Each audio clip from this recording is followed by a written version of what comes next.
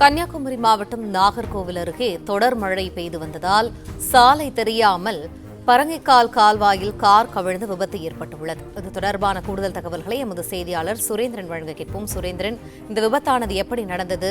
விரிவான தகவல்கள் என்ன? நிச்சயமாக கன்னியாகுமரி மாவட்டத்தில் இந்த காலை முதல் தொடர்ந்து கனமழை பெய்து வருகிறது. இதனால் நீர்நிலைகள் நிரம்பி ஆறுகளில் வெள்ளப்பெருக்கு ஏற்பட்டுள்ளது. பொதுமக்களின் இயல்பு வாழ்க்கையும் பெருமளவு பாதிக்கப்பட்டுள்ளது. அதே நேரத்தில் சாலையிலிருந்து வெள்ளம் பெருக்கெடுத்து வருவதால் ஆங்காங்கே பாதைகள் தெரியாமல் வாகன ஓட்டிகள் சிரமமடைந்துள்ளனர்.